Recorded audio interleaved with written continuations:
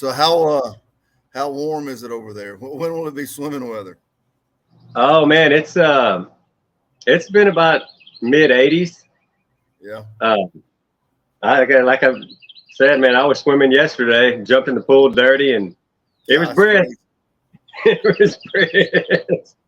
You said it turned your testicles into ovaries. Turn them nuts into ovaries real quick. Man, But you know I what? hear, man, shoot, man, we're 2.5 months from jumping in probably. Oh It's wow. kind of chilly, man. It's pretty right now. That's why I'm outside, but it's still pretty chilly. It looks Yeah, like. man, it's gonna be a hot summer, I think, man. It's and Are I'm you already mowing the yard? Is it oh already? Is yeah, it really? God yes. I mean, I mowed it twice, and it's just growing like a weed. I got to mow it again, this week. Got all that dollar weed and that clover growing everywhere, so I'm trying to get that out. But Trying to yeah, weed the weeds out. So what's been yeah. going on in the word with you lately? Oh man, just been doing a whole lot of working. Um, nothing, nothing too crazy. I mean, I haven't had any insane revelations lately, but just I guess the main thing, I was headed over to meet with a pastor. He's actually a priest this weekend. He called me. He's like, "Hey, you want to come hang out?" And I was like, "Well, sure, why not?" And so I was going down there, and uh, I was thinking, I was like, I was called to preach at a young age, and um, all the prophets prophesied over you, and every time they come into town, the new evangelist, and I know that's my gift, but it's like lately, I don't know if I just don't have any drive to do much, or if I'm just settling in to this place in life. It's like I was like, God, what do you want me to do? Open up a church, do this, do that, and it's like I just hear my inner spirit going, the last thing the world needs is another preacher and another guru and another teacher. So just go out and enjoy your life. You know, just enjoy this. I put you down there. Go play. Right. And be the example. Be the light. That's Right. it. Inevitably, I feel like we should share. God with everyone, but it's almost like I can't remember who said, if it was St. Augustine or Augustus, but they said the best sermon ever preached is done with your mouth shut. Mm. You know. So anyway, I think I've just been getting the revelation just to be. You know. That's a big one. It is the hardest thing in the world sometimes is to be still. Yeah. Man, I've learned that, and um, we're always wanting to push, push, push, push, push, go, go, go. Um, and when we become Christians, have you noticed that? Man, it takes over so much. Man, you're constantly wanting to build up that envelope bigger and bigger. How can I do my part? Mm-hmm. How can I do my part? Man, sometimes there is no part right now. Mm-hmm. Oh, that's Build. good. Let's just build. Get Yeah. healthy and wise, and work on you before you're working on. So yeah, that's pretty good. I saw something I was going to tell you about. Man, as I was meditating the other night, and man, you know how sometimes you'll see. Does this happen to you? Like you'll have, and this is the Satan. I think that is within. This is a part of me that jerks jerks that hook back away from me when I'm trying to meditate and all that. Man, I'll see a scene that's morbid or that's bad, and man, I will literally during my meditation I'll see something like that, and it'll just cross my mind like a deadgum rabbit running through. And man, I have to stop, and I don't want to sound over charismatic, but man, I'll have to rebuke it, that thought, you Mm-hmm. know but sometimes I'll see somebody like dead or something, and I'm not saying that's a prophetic thing. It's just a negative thought, or somebody Yeah. sick, or somebody old, or You know, somebody's been on my mind. I'll see them in a bad way, bad place, and this wasn't anything like that at all. But dude, I saw, and this has no meaning of me outliving you or you outliving me. Nothing like that. I got nothing from that at all. It was just there was a casket and you were there in it. Right. It was like a service, but I didn't go there and sit there and inspect you. It wasn't this full look at you like that. It was just your name that was there. Yeah. And I remember laughing and man, I felt like my spirit man was trying to show me something, because for months and months I've been trying, maybe even a year or more, I've been trying to figure out how this death thing works, how I'm one, how I'm, where is in my grand scheme of things, where's my loved ones at? Mm-hmm. And in their grand scheme of things, where am I at with them? That kind of a thing. And this is what happened. This was this quick, mm-hmm. But I laughed and said, I'm now, I will be closer to you now than ever before. Yeah. And I said that with this smile on my face, in this thought, I will be closer to you now than ever before, until I see the completeness of one. Mm. And that was it. And I sat there thinking about it, and I felt my spirit man say, you'll one day see the oneness that you're asking questions about, but you still can be close to, there is a way, the barrier that you didn't realize existed. Yeah. Did exist on Earth.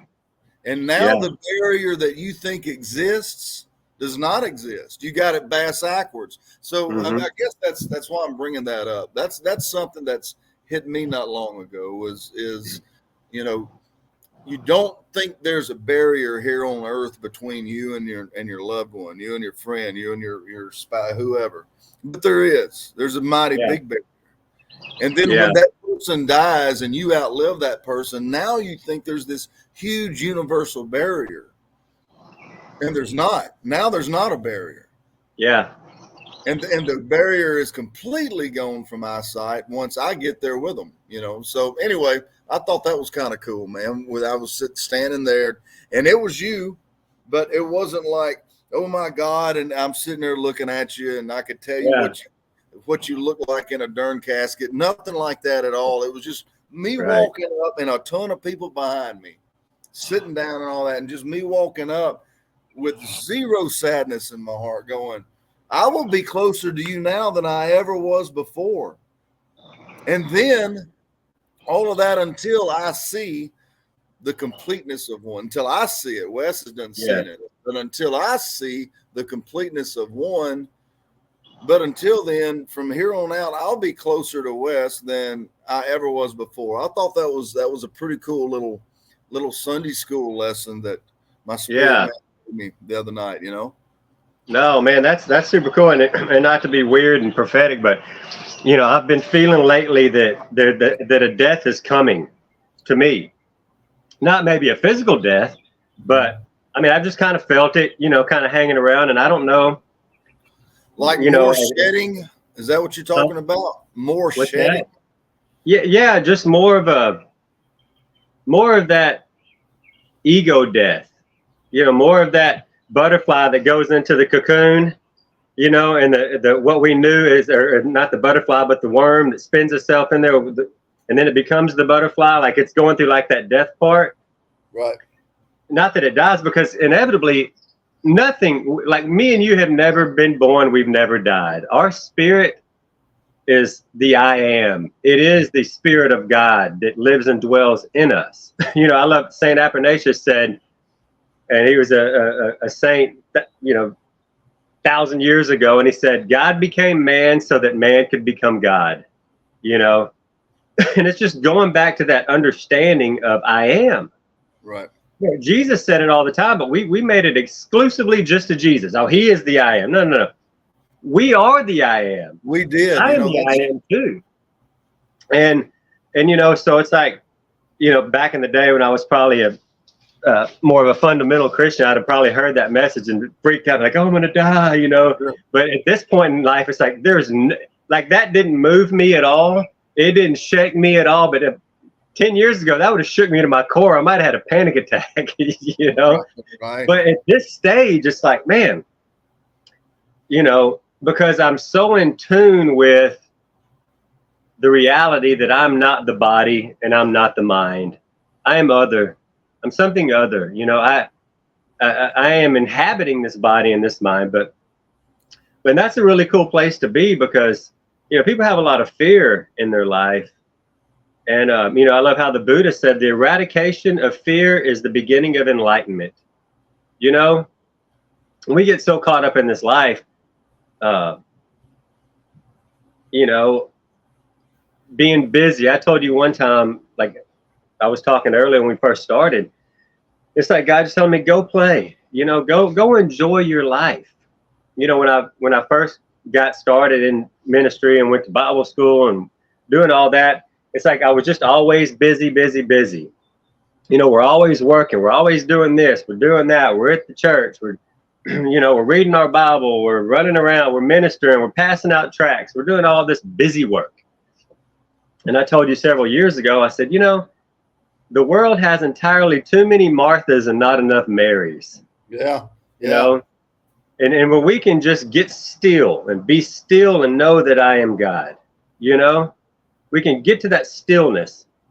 And the thoughts of the mind, as you're talking about, the mind's always got chatter. You can be in meditation. You won't be able to predict your next thought. You might have something like you thought. You might have something else. You can't predict it. It's just coming in.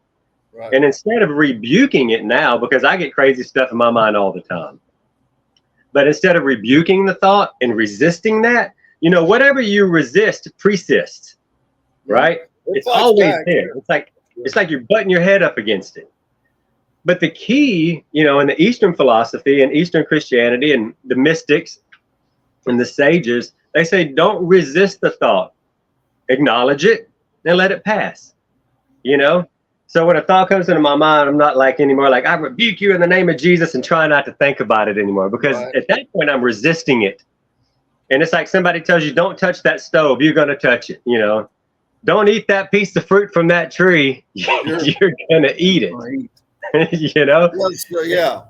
And so I will you're take saying you're saying the teaching was just acknowledge it and let it pass through. That's right. So because if we're not resisting it, it can flow. And so when the thoughts come into my mind now, they could be crazy thoughts. I mean, everybody out there experiences the most crazy thoughts. We wouldn't even want anybody else to know. All of us do. And if you don't, you're lying. We need to cast that lying demon out of you. Right. But yeah, man, it's just let the thought come, acknowledge it, and then just let it pass. It's almost like I heard a guy named Moji. He was saying, thoughts are like clouds. They're always just passing. Don't try to freeze frame it. Don't try to focus on that one cloud and rebuke it. Just let it keep on moving by. Another guy said it's like bubbles when you're underwater and you're blowing bubbles up. Those are all the thoughts, and then they go up and then they surface and they pop. They'll be gone, right. And so I think that key is non-resistance. It's just let it come, because nothing's really right or wrong. I mean, it's just a thought, man. Let it pass. Let it go. I remember years ago, there was a guy that got saved. And I worked with him at Sam's Club. And he started coming. We were having home cell groups meetings, and I was hosting one of them. And man, he wanted prayer after one of them. And he goes, man, I thought I was saved, but he goes, it didn't take. And I said, it didn't take. How do you figure? And he goes, man, I've been trying to read the Bible. And I said, well, that's cool. And he goes, yeah, I just don't really understand. And he goes, and man, he goes, when I'm praying, he goes, my thoughts seem to scatter. He goes, man, the other night I'm really, really, really trying to pray, and all I could keep thinking about was having sex with my ex-girlfriend. Man, he didn't understand why I was laughing. Man, I'd laugh for 10 minutes over that. Well, here it is years later, and I'm still laughing about it. Yeah, you're right. They come and you got no control over it, you know. And man, meditation is not just about getting into this almost fierce, uh, thunder and lightning cloud of God, and you're on top getting the, you know, what Moses experienced, and you're getting things written on tablets, and you know, man, it is you can cut the friction with a knife in the air. Man, usually that ain't him. You know, man, meditation can just be being still and feeling the wind. You know, being still and I mean, man, I meditate a lot in a deer stand, and I don't see God a ton. I feel like my spirit man speaks to me here and there, but sometimes, man, I'll just meditate for 20 minutes with the wind. You know, that kind of a thing. I have learned that most people that say that they go to prayer and they get caught up in this this enormous bolt of lightning storm of God, I tend to walk the other direction when they start telling me that, because it's like, oh, come on, you know. Yeah, that may happen some, but you know. Yeah, so I love how you said the meditation, because you know, obviously both of us have become big into meditation as we've grown and shifted a bit, and in our ideology, I guess if you could say that, it's really not even an ideology or a concept. It's just when you start meditating, it does change things. You know, you can, when you start to be still, and I remember when I used to try to just meditate, and I would tell anybody, just try to do it for 2 minutes, especially if you're new into the game. I mean, you ain't going to be able to do it. Your mind is going to be everywhere, all over the place. They call it the monkey mind. See, the mind is always chattering, always. You cannot stop the chatter. I would, everybody out there listening, try to sit down and breathe, and, you know, just sit there and see how long you can sit there before you probably start to feel a lot of anxiety on the inside. Some people will feel anxiety. Some people are like, I just can't do this, I can't do that. And meditation is a discipline. And the key is, it's not to just try not to have any thoughts. Like a lot of people say mindfulness, go in there and have no thought. I've had that happen to where I was in a space that was vastly huge, and I was outside of my body, and I just remember feeling my spirit going, how does my spirit fit in that little body? You know, Right. Because I'm so big, you know, and it's like, and then it came to me, I'm not in the body, I'm in the body and I'm outside the body, you know, but the key to a lot of teachers that teach this is just to become the observer. So when we have those thoughts, you recognize those aren't my thoughts. I'm observing those thoughts. You know, I'm observing the wind. I can feel it. You know, you kind of become one with everything. Mm-hmm. And really in meditation, it's just you becoming the observer. You're not attached to anything. You know, don't attach yourself to a thought. Don't attach yourself to an idea. Just let it all start passing like a parade in front of you. You know, and that's kind of the thing is for us to become the observer. And even in life, I'm not the mind and I'm not the body. I will exit this body one day, just like in your vision. Right. But I will not cease to exist. I will exist, but not in this form. And then, you know, I'm sure whatever happens after that, I'll figure it out when that happens. But yeah, you won't be limited to this body. And, you know, and the word meditate is such a out of the box word that it can be taken as sacrilegious and anti-prayer. You know, when we use the word meditate, that is prayer. That is our way of praying. That was the you know, the people, I guarantee you, Moses meditated and called it prayer. You know, so that's not necessarily a cuss word in the Christian religion. You know, well, David talked about it in the Old Testament. You know, you know, even in the New, you know, think on these things, dwell on these things, meditate on these, yes, yeah, meditate on these things. And but you know, you do have Christians that will say, you know, man, they're so fearful of the outside that even the word meditate offends them. You know, and there's been things that you and I've talked about on here that has already that has already offended, and by no means am I here to offend, man. Sure. I'm just here to share, Yeah. Man, that's not a target at all. But talking about meditate, some people think, well, boy, Wes and Andy's gotten way out of the box. They don't even pray anymore. They just sit there with their legs crossed, and their hands like this, and background music playing, and they sit there for hours at a time. They don't pray anymore. Yeah, we're just going, I'm praying. Yeah, exactly. My praying is laying there being still. And once I feel it, I go to what I seek. That's usually what I do. I get still enough to where I'm at very good peace. And sometimes it happens and sometimes it doesn't. But when I get there, I go to what I seek. If I'm praying for a friend, or if I'm, if I'm in need of something for myself, and man, I go straight to my spirit man. I mean, there's who he looks like? Me. Your spirit man looks like you.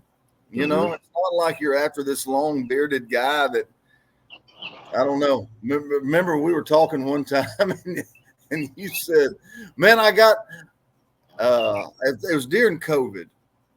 We were talking about meditating and going to the top, that top room, the upper room, and I was telling you how I did it, and I started from the bottom of my castle, of my inner castle, and it was chaotic. And you remember this conversation, and I would walk upstairs and I'd go into another room, and it was more calm, and there was waves and blue and air, and then finally at the top, there was nothing. It was dark, dimly lit, and there was nothing. And that was the dwelling place of God, and everything else is behind me, and it's big, heavy doors, and there's no sound that comes in behind me. And when I'm ready, sometimes I would sit there for a long time before I'd walk through that door. Because if my foot's hit, man, if I got something's going on, or, and then when I'd walk in, there's the great big corner. It's so dark, you don't even know how big the room is. And there's a mirror. And you said, who's in the mirror? And I said, Abba, Father, and Christ. And you said, what does it look like? You? And you said, man, same here. My guy looks like me too. We laugh at that, but that means we're not going outside looking for a non-familiar face. Yeah. That means we're staying inside into my upper room. And who is in my upper room? Well, there's a whole lot in my upper room, but it's me. It's me. I'm firmly convinced that Jesus was a yogi. I'm firmly convinced. I mean, I've got a book called The Parallel Teachings of Krishna, Lao Tzu, Christ, and Buddha. And they're all like the words of Jesus. And we're going back scriptures that are thousands of years older than the New Testament scriptures, which Jesus obviously didn't preach anything really in the Old Testament. He was so different. So as by was love thy neighbor, be good to those, who persecute you, turn the other cheek. It was going within, not going to the temple. Jesus didn't go to the temple to pray. John the Baptist didn't go into the temple to pray. There were clearly first century Jewish mystics. Mystics didn't go to the temple. They were out in the wilderness. Mm-hmm. They sought for God within themselves, not without themselves. So they weren't going to the wall and bumping their head and wearing all the garb. No, everything is an inside job. That's what Jesus taught. And that's what the Bhagavad Gita taught. That's what the Buddha taught. It's the same exact thing. And Jesus mentioned it many times. When you pray, go into your secret place and close the door. Sure. Right? It's not go into your closet and shut a closet door. It's within yourself. It's inside of you. And then he said, if thine eye be single, the body will be full of light. The eye. He didn't say eyes. The single eye. Right here. When you meditate and you're focusing your attention on this center part of your eye, the pineal gland, the third eye, and doctors and scientists know now exactly what that's for. That's like the seat of the soul. When you can tap into that, it's a powerful bridge between the physical and the spiritual, right? Sure. And so when you go into that meditation, a lot of times I'll focus my attention just right here on the center. And sometimes I'll even feel intense pressure on it. You know, that happens all the time, like pressure on my head, man. But one time I did it, and then all of a sudden I just saw nothing but light. It was everywhere. I mean, it was so bright. It's like you can hear people when they have these near-death experiences, they go, the light's so bright, but it doesn't hurt to look at it. That's how it is. I mean, when you're in that position, it's like, oh my God, how am I looking at this? It's so intense. But that's the part of the third eye opening. And so meditation is key. Meditation is how I look at it. Prayer is us contacting God, right? We'll go to a long prayer meeting at church. I grew up in them. And, you know, we all sit there, we all hold hands, we're praying in the Holy Ghost, and everybody's babbling, and then somebody will pray, and then the next person will pray, and everybody just, you know, still praying the Holy Ghost. And then after that, everybody's done. You know, we'll kind of sit there for a minute. They're like, okay, hey, let's go to Denny's. Right. You know, let's go to the Kettle or IHOP, and just keep hanging out. Man, people pray so much, they're never still to hear God. And so meditation is just getting still. Right? It's just, like I said, prayer is us telephoning God. Intuition is God telephoning us. Meditation is when we can get still long enough to listen, you know, and just it's kind of like getting a water bottle and putting some dirt in it. And then most of us are like this, and we fill it up with water and we shake it around and we look at the water bottle, it's just dirty water. Yeah. Set that water down, that bottle down for an hour. And eventually all that soot will go to the bottom, and the water above it's clean. I mean, you can even drink it, right? Sure. It's clean. And that's a lot of stuff with us. We've just got so much stuff in us, right? That we can't see clearly. We can't. And even when you start meditating, your prayer will change.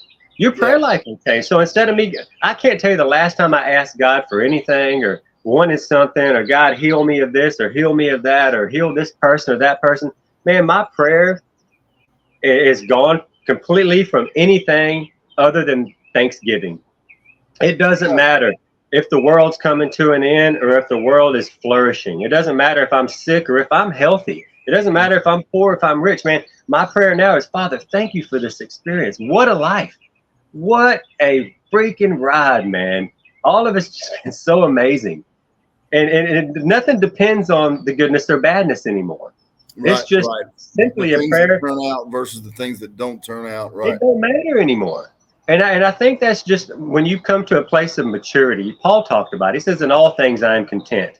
You know, the Bhagavad Gita and the yogis, when they say it doesn't matter. It's just being content in living this experience in this life. Right. You know, whatever the experience is. I mean, because even if I say I am happy, I'm insinuating that I'm not sad. So naturally, by me saying, man, I'm happy or I'm rich, I'm naturally on the flip side of the coin saying, oh, there's poverty out there, or there's depression out there that exists. Right. So, you know, I love how Mother Teresa, they were having some march against war.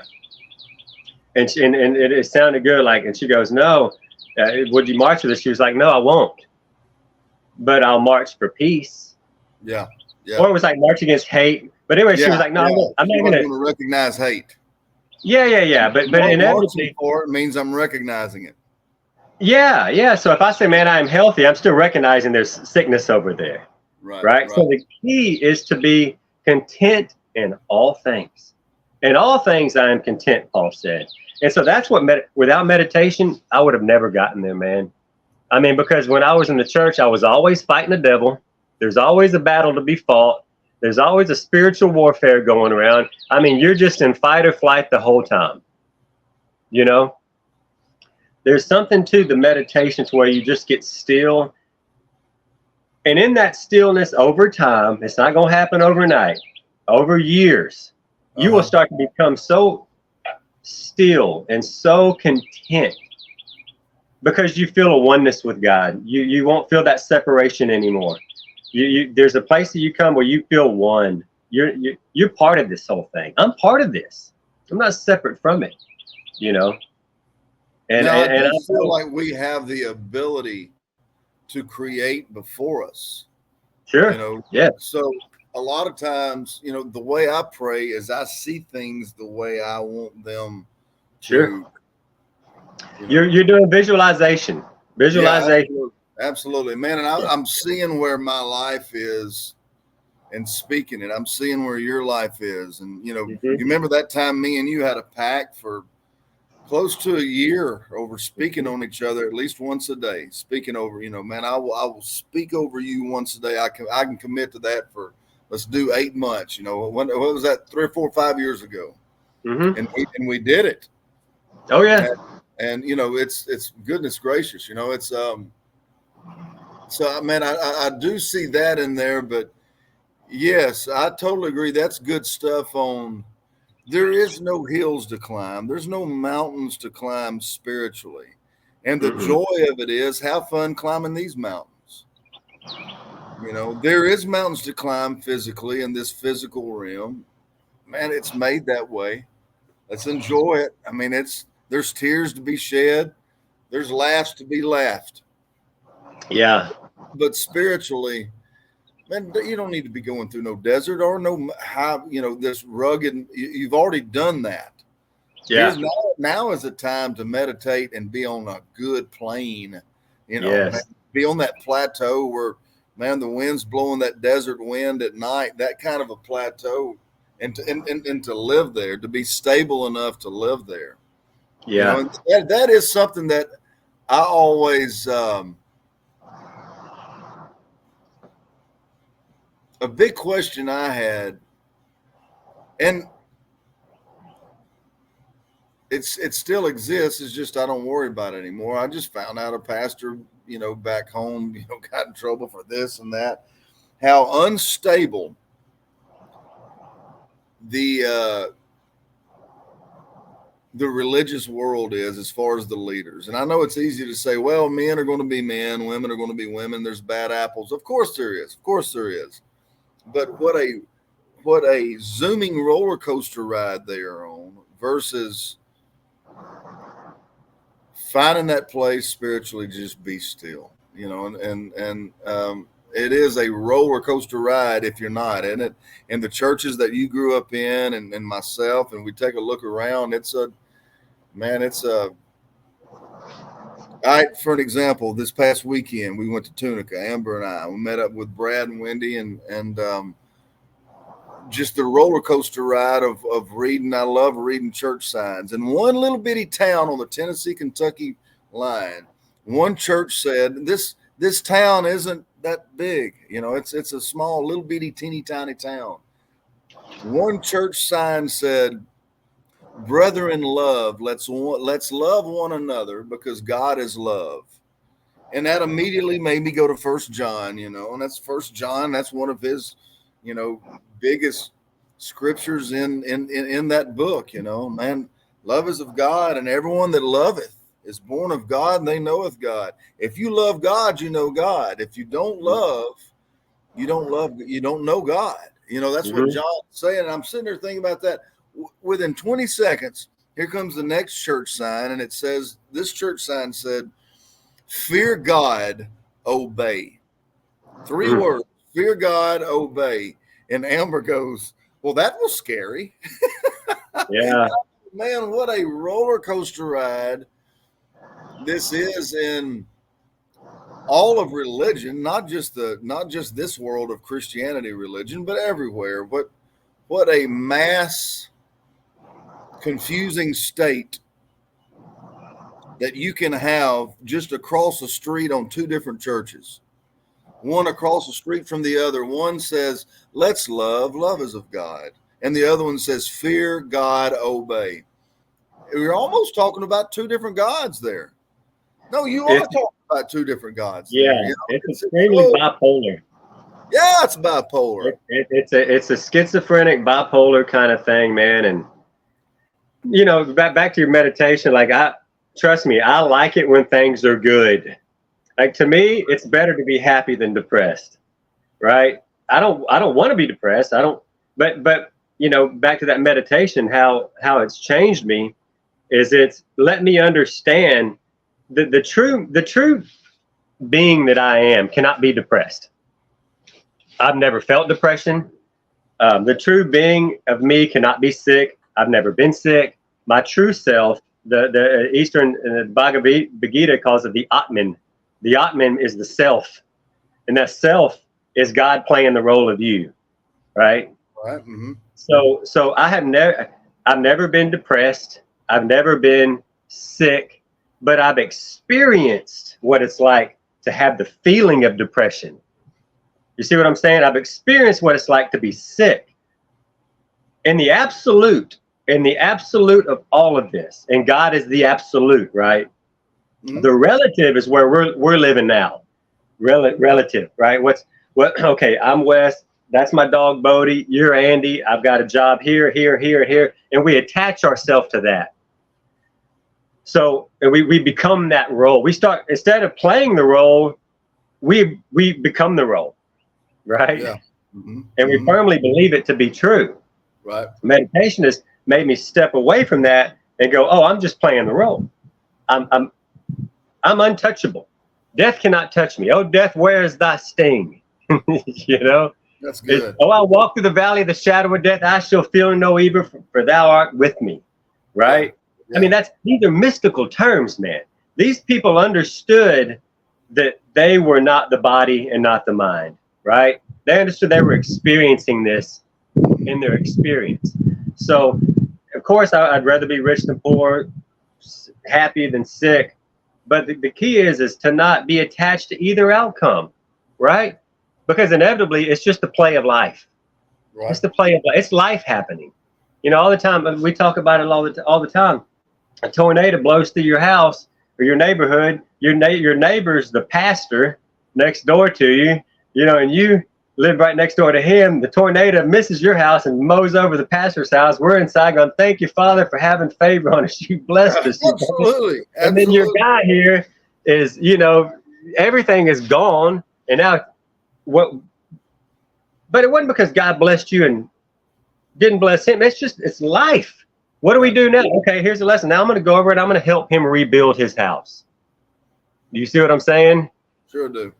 But we just like to think God is always blessing us and this and that, and I've been good. And if I follow these rules and regulations, man, I'm going to live this abundant life. It's going to be good and peaceful. No. It's just life, man. And meditation helps you to separate, you know, this. It kind of separates all of it, man. And it just gives you a peace, you know, just that peace that passes all understanding. It's a must. I mean, if people aren't meditating, I would highly suggest that you start. Just, you know, get on YouTube and find some like little meditations. You can do visualizations like we were talking about. I did visualizations. How do you think I bought this house? I paid cash for this house. I lived in my truck, out of my truck 8 years ago. You know, I was homeless forever, you know, and it didn't have a pot to piss in or a window to throw it out of. And now everything I own is bought and paid for. I got houses and pools and campers and bank account full of money. And I don't even advertise my business at all. Nothing. I sit in a chair and I close my eyes and I imagine myself to be as I am already that I want to be. Mm-hmm. The key is to already feel that you are that. Which is faith. To me, that is the definition of faith. Faith is the substance of the things that I hope for. Yeah. It's not hope. Hope and faith are two different things. Hope does not even belong. Hope doesn't even belong in the same tennis court as the word faith. They're not even kin to each other. And people try to preach that and say, you know, the higher level of hope is faith. You know, we need to go past hope. No, faith is you seeing what you're hoping for and already knowing it's there. And feeling as though you're already that. That's the key, the feeling. You know, I love that movie, The Shack. Remember The Shack? When, what's his name? Mackenzie? Mac, right? Mm-hmm. And he's going, I love the movie part, and he's been out with Jesus or Syracuse, the Holy Spirit one day, and he comes back and, you know, Jesus or God is the lady, and she's sitting in the chair with her eyes closed. And she's just kind of sitting back, just meditating, not doing anything, being real still. Right. And and Mackenzie says something to her, and she says, honey, you have no idea what I'm doing right now, right? You have no idea all that I'm doing. Right. It starts in the mind. The creation starts here. You see it, you visualize it, man. And I'm telling you, everything that I've accomplished in my life, once I got hold of these tools, I have accomplished doing absolutely nothing but sitting, eyes closed, and visualizing. And I make it so real in my mind, so real that I'm actually, sometimes when I come out of it and I see that I'm just sitting in this room, I'm like, dude, I totally forgot I'm here. Yeah, you want to say, oh yeah. Exactly. I've done the same. You'll kind of open your eyes and go, oh yeah. Yeah. Because you were literally somewhere else and you felt it. You felt what that was like. And see, once you feel as though, because everything, you know, in the Christian church, they say, don't go by your feelings. That's the most untrue thing you can do. When you feel a certain way, it's because you're out of alignment. You go to a certain place, you feel a certain way, I don't need to be here, you need to leave. You're in a relationship, you feel a certain way, you need to get out of it. You know what I'm saying? You want to feel good. You want that excitement. You want to feel that bliss and that joy. Because that's your spirit, man, telling you, the Holy Spirit, whatever you want to call it, that this is the alignment for you. You'll know where you're at and your alignment by how you feel. Trust it. Listen to that. Every time I've ever gone against my gut and my intuition, I have regretted it every time. Yeah. I mean, every time. And I could get so specific with you, you'd be like, oh, that's insane. But I knew it and I didn't do it anyway. And sure enough, it happened every single time. So it's a powerful thing, man. And it's a powerful place to get with God. Who is it? Isaiah, that he's running from Jezebel. Was that him? Elijah. Yeah. And he can't find God, and he's in this cave, you know, and there's all the storms, and there's the lightning, and there's the rain, and there's the this, and there's the that. And he's like, God, is that you? I can't hear you, you know, and finally he gets still. See, all of that makes the play, the lightning, the thunder, the clouds, the rain, you know, the noise. That's the mind. That's the chatter. You know, we think that that's God. Or we go to a revival and we have an emotional encounter with God. Then we leave there. 2 days later, we're back in the same state we were that we went in there. It's because all we did was have an emotional. Right. It's almost like a very quick emotional affair. That's it. That's all it is. And it has no root to it. But once you can get still, Elijah, and then God's like, this is where I'm at. You know, when all that mind chatter stops and the stillness is there, you will become aware of a presence. Yeah. Right? That's good, man. That's good. How long you been meditating, Western? About as long as you have, because we've been on this journey about the same time. So probably about 7-8 years, you know. We've Neville Goddard some things up in our lives, haven't we? Wow. I'm telling you, it's crazy. Yeah, it is. It's mind-boggling, and it makes complete sense. To me, that was always, man, when I tell somebody, you know, man, if you don't know whether to go there or not, to even open your ears on or not, if your spirit man says, take a bite, let's just see. If it makes sense. The thing is, you put your guards down, you put your box wall guards down, and the world and the word of God and God makes so much sense on a lot of questions that we've had. Mm-hmm. And I know it seems like every one of these that you and I do, we always refer back to Matthew saying, when Jesus said, seek, I promise you'll find. Knock, I promise the door will be open. Mm-hmm. You know, and some people are very, very much against that. That's fine. But there's nothing wrong with seeking, but be ready. I know, you know, that's the whole deal. Be ready for what does come out of that door, what you do find, because it may not line up to what you've been taught, you know. That's earlier. Right. But a lot of this, if not all of it, you gain in meditation. And then, have you ever noticed this? It's and Paul is real short on this, but he does speak it, how it will be it will be brought up again and made light in at least two other ways outside of you. It will be confirmed. Basically, when you have a hunch on something in this world is going to confirm it, whether it's a friend, whether it's a television, whether it's a verse in the Bible that you accidentally find, something, there's going to be a confirmation. And Paul says there'll be two.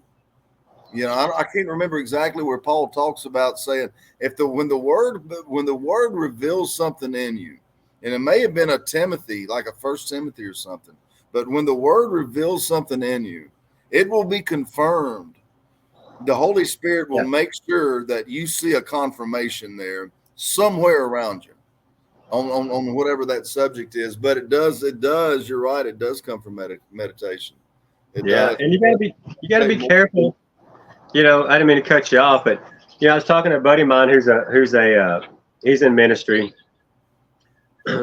fundamental ministry, but he also believes, as I believe as well, but he just doesn't tell us people the same thing because he doesn't think that they're ready for it or can receive it. Right. But he's done the work too. And I think there's a lot of people out there like that. But I was telling him I was going to this yoga class and I do breath work, and he's like, man, I talk to so many people who do the breath work and who do the yoga, and we're not talking about all the stretching and this and that, but the being still, the yogi, the word yoga means union, which is crazy because the word religion means to realign with God. They're saying the same thing from two different parts of the world, but he was like, and everybody's always like, they're so fearful that they're going to be deceived, and there's this devil, and there's this, and there's that. And I'm like, dude, man, when you do breath work, you're resetting your nervous system. I mean, it will work wonders for you. When you get still and meditate into that yoga, it works wonders for you. But we're so scared to death that we are going to be tempted by this evil being that truthfully doesn't exist. If you study Judaism, there's not one Jew that believes in a rabbi or anything and that comes from their Bible, their stuff, that there is a devil out there that you're going to burn in hell with forever. They do not believe that. That concept is a Greek mythology concept. It just is. I hate to say it, but it is. Jesus talks about Satan, which is Hasatan. It's your lower thoughts, lower inclination. It's the lower thoughts of you. Sure. There's no hell, and I just have to be truthful. Hell does not exist in the Jewish philosophy. It doesn't. It does exist in the Dante's Inferno, in the Greek mythology that we have, but it's not a Jewish thing. Jesus and them would have never been running around talking about burning in hell. It's not even part of their custom. It doesn't exist. When he used hell, it was Gehenna. But what we have done is we've got so much Greek mythology in our New Testament that we've adopted that. And we're fearful that there could ever even be a war in heaven and 2/3 of heaven's angels were kicked out and they could even uprise against the Most High, who's all powerful, all knowing, all encompassing. The whole thing, when you really sit back and look at it from afar and look at it critically, you're like, well, of course that doesn't make any sense, But we're just so fearful. And I think, like the Buddha said, he said the eradication of fear is the beginning of enlightenment. Every time an angel appeared in the Old Testament, what do they say? Fear not. Jesus said, fear not. Fear not. Fear not. Fear is your Satan. It is your lower thought. For me, is the umbrella of all evil. That's it. Comes out of fear. Yes. Yeah. Peace, be still.